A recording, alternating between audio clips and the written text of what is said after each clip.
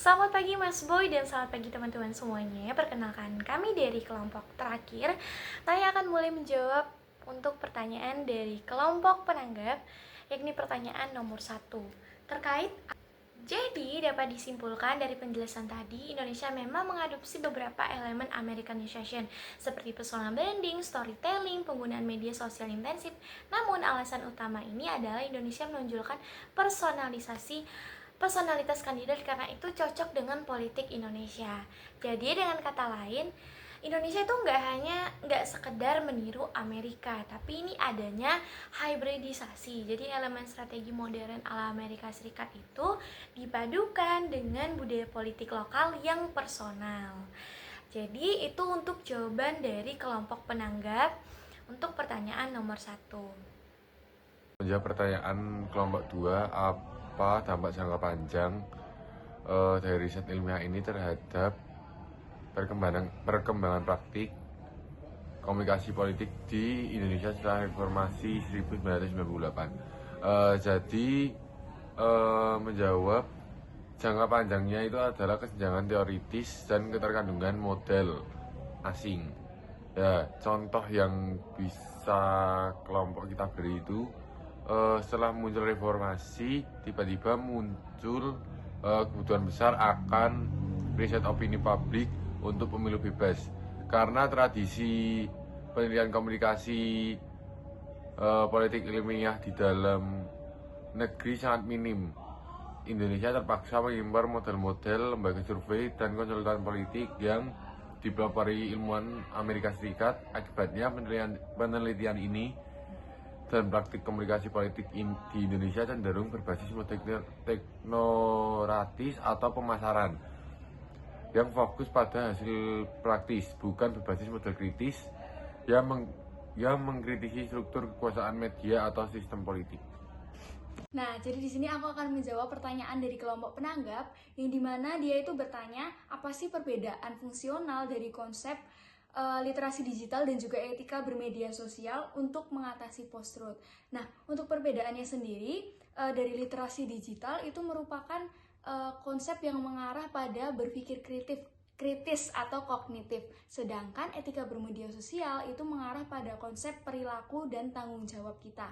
Nah, contohnya gimana sih? Contohnya itu pada saat kita menerima informasi itu kita berpikir kembali apakah informasi ini benar atau tidak. Kita mencari tahu kebenaran informasi tersebut. Nah, aspek tersebut masuk ke dalam literasi digital. Sedangkan etika bermedia yang kita lakukan yaitu bagaimana kita ini tidak menyebarkan jika memang informasi tersebut masuk ke dalam kategori informasi hoax.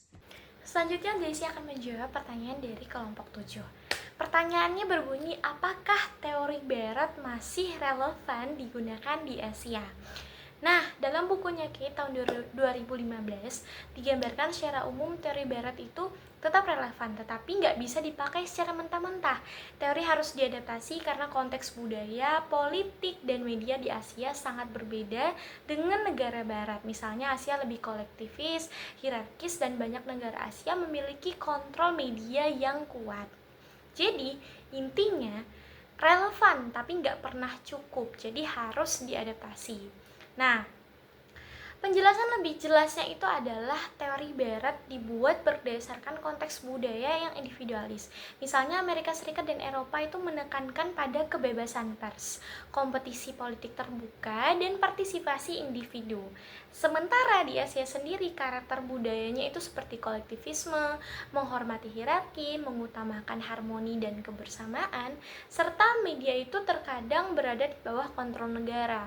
Membuat pola komunikasi politiknya itu tentunya hal ini berbeda sekali dengan di negara Barat. Nah, maka dari itu teori Barat itu masih bisa dipakai sebagai acuan awal, tetapi hasilnya sering berubah ketika diuji pada konteks Asia. Nah, contoh konkretnya menjawab dengan sangat komunikatif yang tentunya kontekstual, yaitu adalah teori Spiral of Silence dari Neil Newman. Jadi relevan, tapi hasilnya beda. Jadi teori ini tuh mengatakan bahwa orang akan diam kalau pendapatnya minoritas. Di Asia, budaya kolektivis dan juga hierarkis, efeknya itu bisa jadi lebih kuat karena orang nggak ingin dianggap melawan kelompok. Jadi takut merusak harmoni, takut dianggap nggak sopan pada figur yang lebih tinggi. Jadi hal ini nunjukin bahwa masyarakat Indonesia kan lebih, kalau mereka suaranya minoritas, mereka itu jadi takut untuk mengemukakan pendapatnya. Contohnya nih di Indonesia pada isu politik seperti agama, di tahun 2017 pada Pilkada DKI Jakarta, banyak orang memilih untuk diam di ruang offline karena takut dianggap berbeda dari mayoritas. Jadi dapat disimpulkan teori baru itu masih relevan, tapi intensitasnya lebih ekstrim di Asia. Selanjutnya saya akan menjawab pertanyaan dari kelompok 3 terkait apakah budaya lokal dalam politik itu memperburuk atau membantu. Nah, sebagai kelompok presenter, kita bisa menjawab bahwa budaya lokal dalam politik itu bisa menjadi kekuatan, tetapi di waktu yang bersamaan bisa menjadi suatu hambatan. Jadi ada dampak positif dan juga ada dampak negatifnya. Mari kita lihat untuk dampak positifnya. Yang pertama, budaya lokal itu justru bisa menguatkan komunikasi politik karena politik itu jadi lebih relevan dan dekat dengan masyarakat. Seperti yang kita ketahui bersama, Indonesia itu punya ratusan suku, identitas, agama, budaya. Nah, ketika politik memanfaatkan simbol dan nilai budaya, pesan politik itu jadi lebih mudah diterima. Misalnya, Pak Ganjar Pranowo itu memakai pendekatan yang belusukan atau gaya komunikasi Jawa yang halus. Ini cocok dengan budaya masyarakat Jawa Tengah yang menghargai kerendahan hati dan dialog. Contoh lainnya itu adalah Pak Ridwan Kamil dari Jawa Barat. Nah, beliau itu menggunakan simbol-simbol Sunda seperti bahasa daerah, identitas budaya untuk mendekatkan dirinya dengan warga. Nah, ini nunjukin bahwa budaya lokal itu bisa jadi alat komunikasi politik yang efektif. Nah, yang kedua, membangun rasa kebersamaan dan kepercayaan. Di beberapa daerah seperti di Papua dan Nusa Tenggara Timur, beberapa orang-orang politik itu layak dan dipercaya kalau mereka itu dekat dengan tokoh-tokoh adat dan tokoh-tokoh agama. Jadi mereka itu lebih mudah berkomunikasi dan lebih dekat. Nah, kita udah membahas dampak positif. Sekarang kita masuk pada dampak negatifnya. Jadi, meskipun dia bisa membantu, tapi budaya lokal ini juga berisiko jika dipakai secara salah. Seperti yang pertama, politik identitas yang berlebihan atau menguatkan polarisasi. Jadi, ketika budaya lokal dipakai untuk membagi kami versus mereka, politik itu justru bisa makin panas dan memecah belah. Contoh nyatanya itu dalam beberapa pilkada, isu suku, agama itu digunakan untuk menyerang lawan politik, bukan untuk memperkuat program. Seperti contoh nyatanya itu pada pilkada tahun 2017, itu adalah salah satu contoh di mana identitas keagamaan itu digunakan secara intens yang menyebabkan polarisasi sosial yang panjang. Nah, yang kedua, budaya bisa dipolitisasi untuk kepentingan elit. Aktor politik sering memakai budaya lokal hanya sebagai pencitraan, bukan sebagai praktik nyata, sehingga budaya hanya dijadikan alat manipulasi. Contoh, politisi memakai pakaian adat saat kampanye hanya untuk simbol, tapi nggak benar-benar memperjuangkan isu budaya atau hak masyarakat adat. Nah, masuk pada bagian yang ketiga, melanggengkan politik patrimonial. Jadi ini adalah di beberapa daerah, budaya lokal itu sangat hierarkis, bisa membuat politik jadi nggak egaliter. Misalnya siapa keluarga siapa keturunan siapa, jadi lebih dihargai daripada kompetisi yang ada. Contohnya itu ada dinasti politik berkembang karena budaya menghormati elit lokal tanpa kritik. Jadi kita masuk pada kesimpulan, budaya lokal di Indonesia itu bisa membantu politik ketika dipakai untuk membangun kedekatan, relevansi, dan komunikasi yang menghormati nilai masyarakat. Namun, budaya lokal itu bisa memperburuk kualitas demokrasi kalau digunakan sebagai alat politik identitas, pencitraan kosong, atau untuk mempertahankan kekuasaan kelompok tertentu. Sekian jawaban untuk teman-teman dari kelompok non penanggap, yakni kelompok 3. Terima kasih. Nah, di sini aku akan menjawab pertanyaan dari kelompok 6 yang bertanya, jika komunikasi politik semakin terfragmentasi, apakah masih mungkin membangun teori besar, atau kita justru harus menerima bahwa bidang ini memang tidak bisa disatukan? Kalau tentang terfragmentasi, mungkin membangun teori besar itu cukup sulit karena masing-masing studi itu memiliki fokus tersendiri dan pasti memiliki asumsi yang berbeda juga.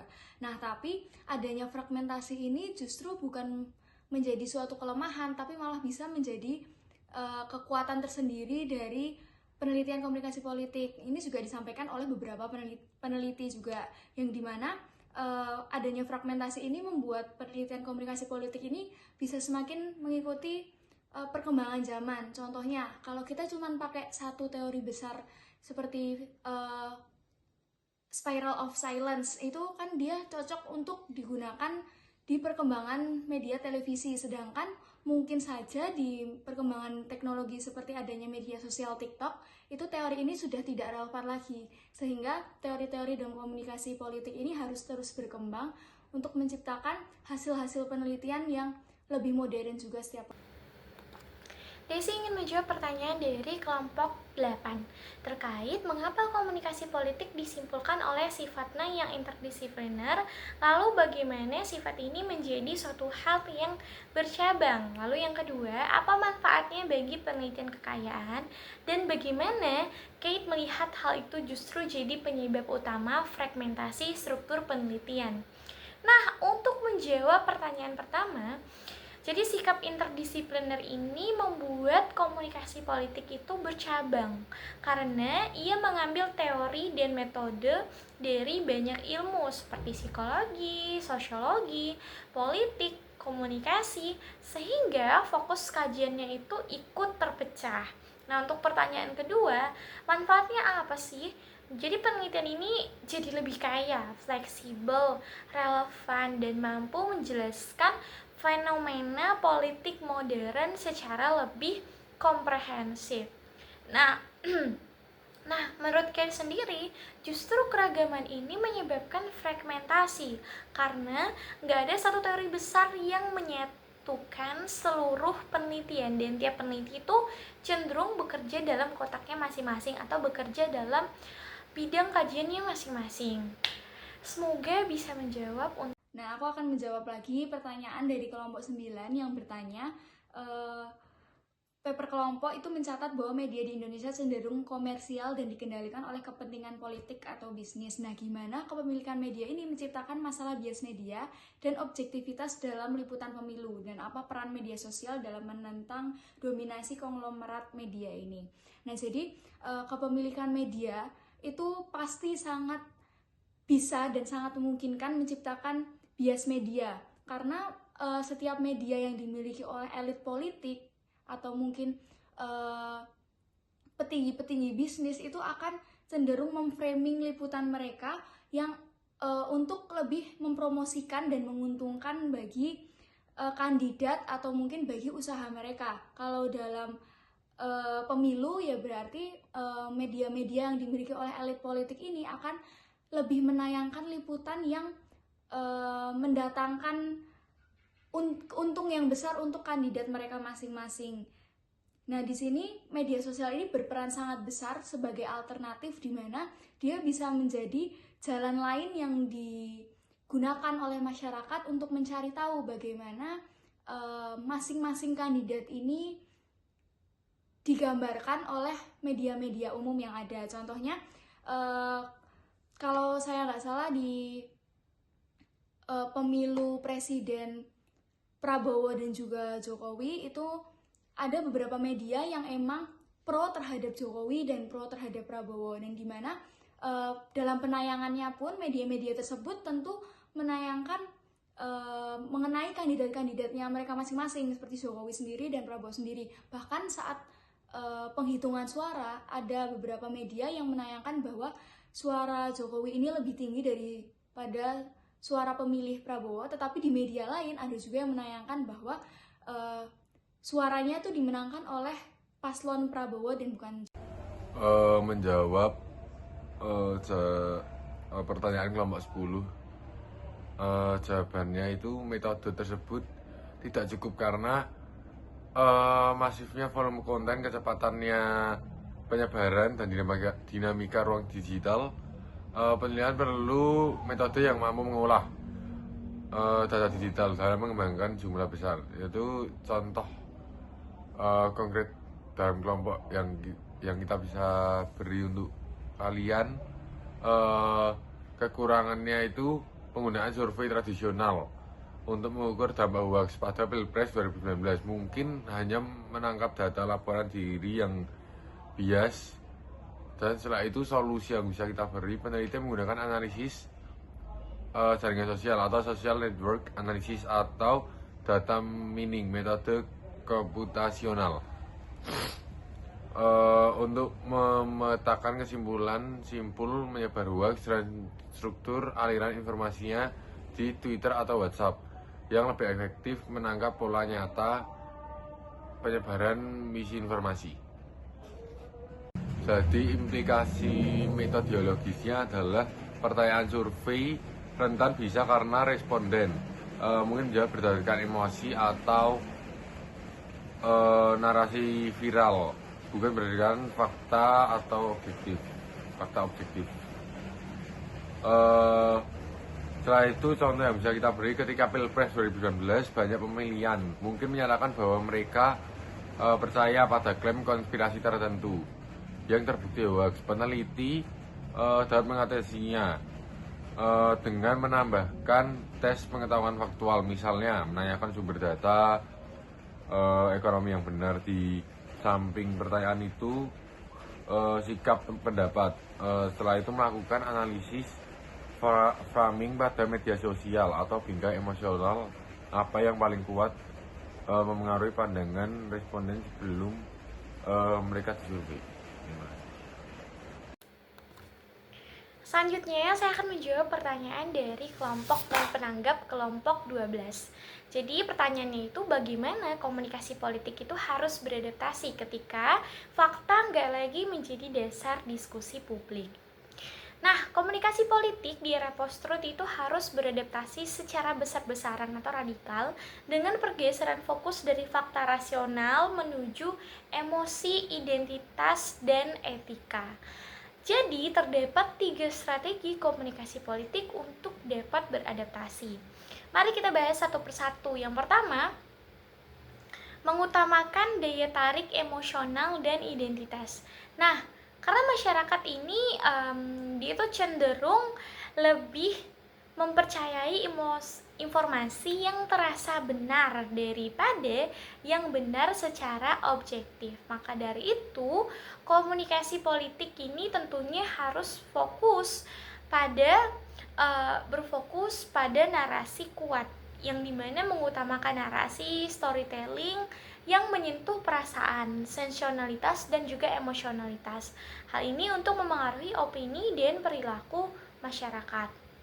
Nah, selain itu juga hal ini ditunjukkan dengan memperkuat polarisasi identitas. Jadi ini adalah membangun narasi yang menegaskan loyalitas kelompok. Ini membuat pemilih menafsirkan pesan secara bias dan mengabaikan fakta demi preferensi politik mereka. Nah, yang pertama tadi sudah kita bahas. Kita masuk pada strategi kedua. Untuk yang strategi kedua ini adalah memanfaatkan media baru sebagai saluran tanpa filter. Sebenarnya ini apa sih maksudnya dan komponennya itu ada apa saja? Nah, jadi media sosial itu jadi ruang paling subur bagi narasi post-truth karena gak ada gatekeeper. Jadi gatekeeper ini istilahnya tuh penjaga gawang. Jadi nggak ada filternya. Jadi semuanya bisa bisa terjadi di media sosial.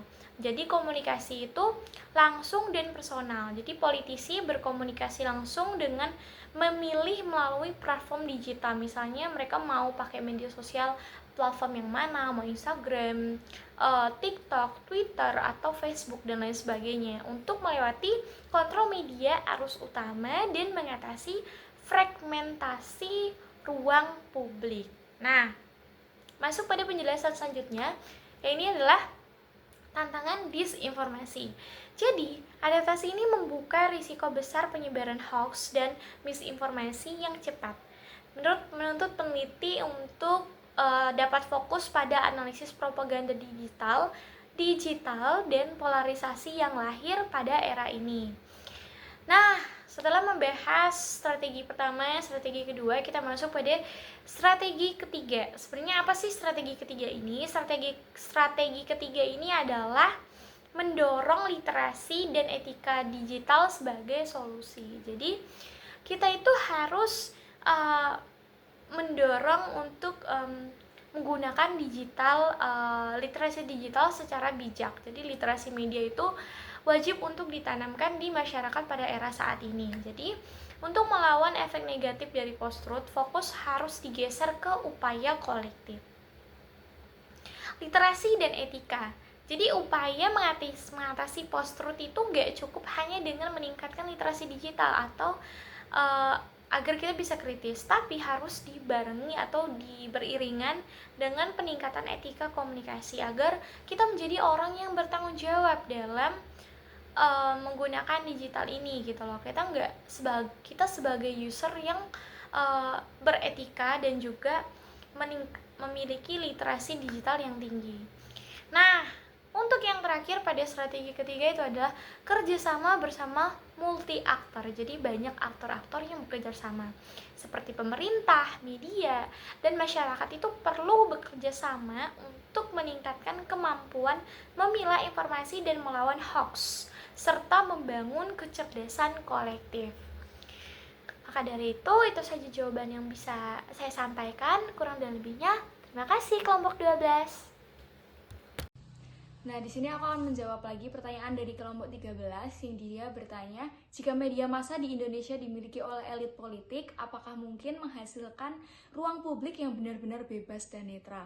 Menurut kelompok kami, hal ini tentu mustahil dan sulit untuk dilakukan karena seperti yang aku jelaskan pada kelompok 9 tadi, bahwa kepemilikan media itu akan membuat media-media tersebut ini menjadi menyebarkan pemberitaan yang cenderung memihak pada suatu kubu atau suatu organisasi dan lain sebagainya. Nah, di mana ruang publik yang netral ini akan bisa terbentuk jika ada reformasi kepemilikan media ini sendiri, dan jika masyarakat memiliki kemampuan yang tinggi untuk bisa mengkritisi media. Jadi kalau tidak ada reformasi kepemilikan media dan masyarakat juga menerima aja, jadi ya itu masih sulit untuk menciptakan ruang publik yang benar-benar bebas dan tidak terframe.